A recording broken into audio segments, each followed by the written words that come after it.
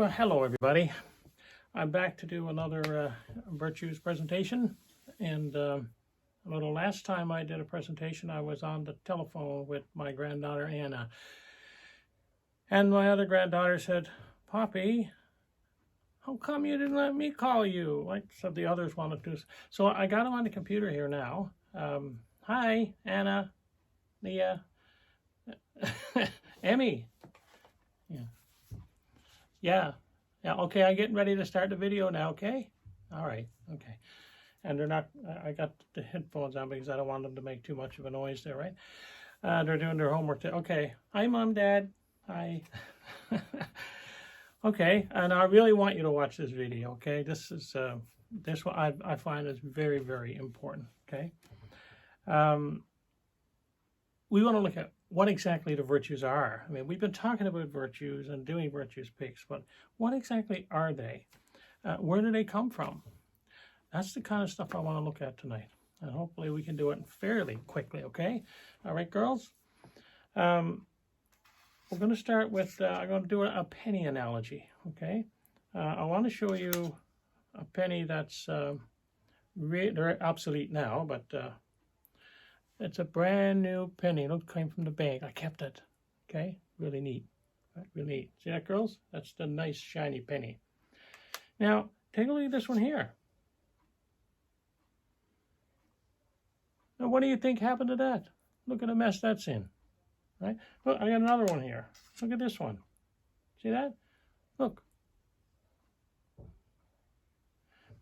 What happened to these pennies?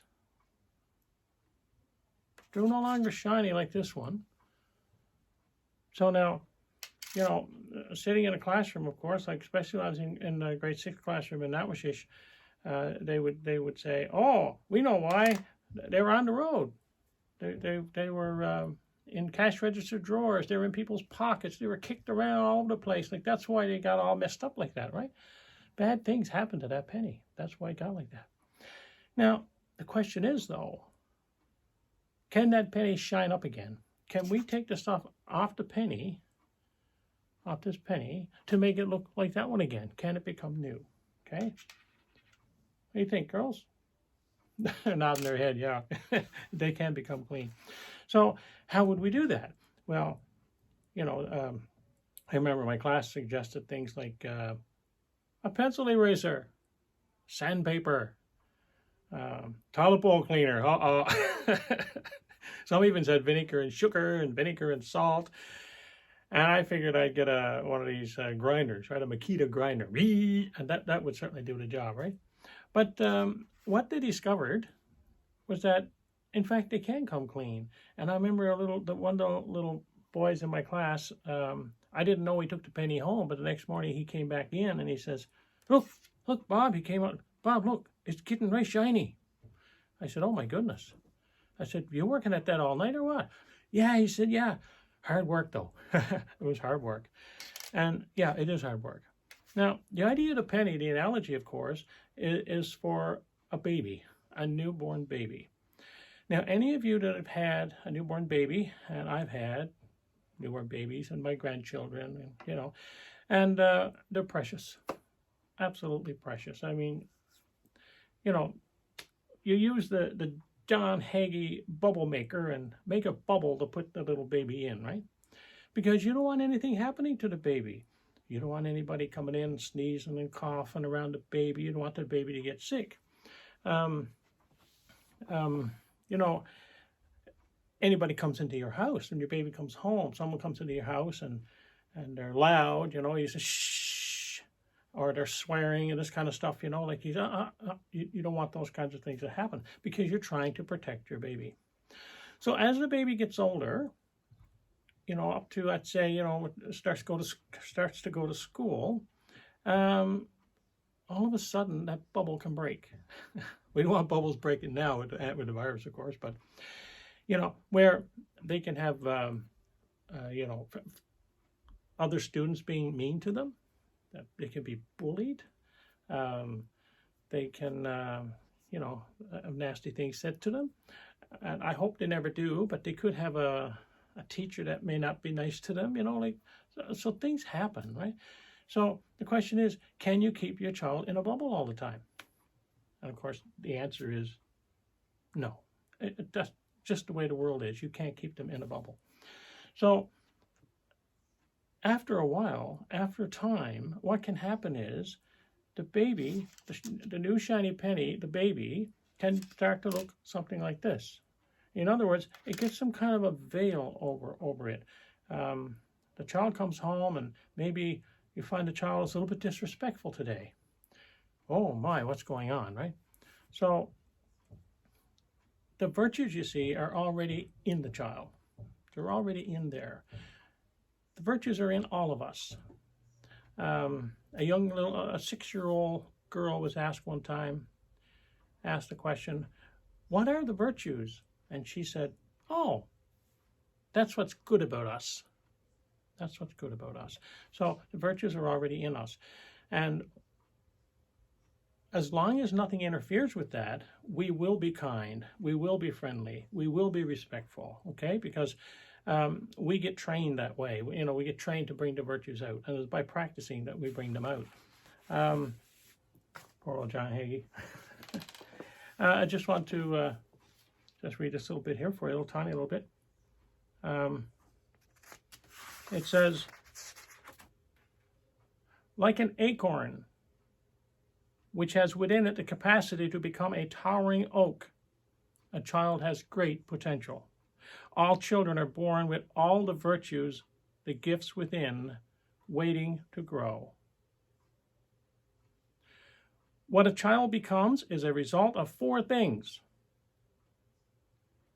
They are nature, nurture, opportunity, and effort.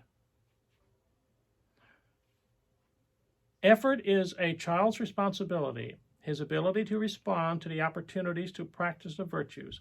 Ultimately, it is the choice of a child to act on her own potential. It is said that God provides nature and a parent provides nurture. The child himself must choose to respond to the opportunities in his life. Choice is at the core of moral will.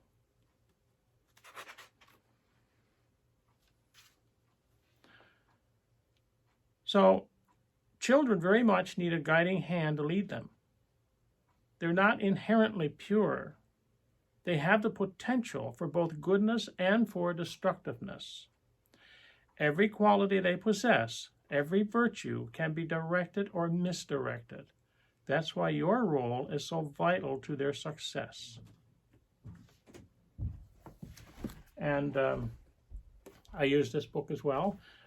It's The Power of Self-Discipline. It says No Excuses by Brian Tracy. Okay, and there's a tiny little bit in here I wanted to read to you as well because I just love it. It says, be their role model. Every adult in the child's life must be a role model for that child, okay? Every one of us, not just the parents, the teachers, every adult that comes in contact with that child. Of course, if you want your child to behave in a certain way, you must model that method of behavior continually year after year. If you want your children to dress properly, you must dress properly. If you want your children to groom themselves properly, you must groom yourself properly as well. If you want your children to be organized and efficient, you must show them the way by being organized and efficient yourself. You know, if you're driving down the road and you're having your ice cream and you roll down your window and you throw your wrapper out the window and your child is behind in the back seat watching you, that child will think that's the right thing to do. Right? So they learn from us. I mean, they look up to parents. They look up to adults. And when they see adults do things, that's what they do. So if you want to teach your child respect, be respectful. Not just respectful in front of the people you're talking to, but respectful behind their back. When they're no longer there, still be respectful because your child sees that. And that's how your child learns. They model your behavior. That's why you have to be a role model. That's how it's done. Now, just a tiny little virtue I have here. They're not tiny, they're all really, really good virtues. This one here I happened to pick was honor, okay? And it seemed to fit into this really, really well. Supreme honor and real happiness lie in self-respect, in high resolves and noble purpose, in integrity and moral quality, in immaculate mind. What is honor? Being honorable is living with a sense of respect for what you believe is right. It is living by the virtues, living up to the gifts that the Creator placed within you. When you are honorable, you are worthy of the respect of others. You set a good example. God created each one of us for a place of honor. Many people give up that place by continually making bad choices. When you're being honorable, you don't feel ashamed of who you are or what you are doing. You are proud of the choices you're making. People of honor distinguish themselves by doing what is right, regardless of what others are doing. Honor is a path of integrity. Now, when somebody passes on, what do they take to the next world with them? They don't take their new Skidoo, they don't take their truck, they don't take their house, they don't take their clothes, they don't take their rings, they don't take their money, nothing. If you want to know what they take, listen to a eulogy. When they say the things about the person that really is the person.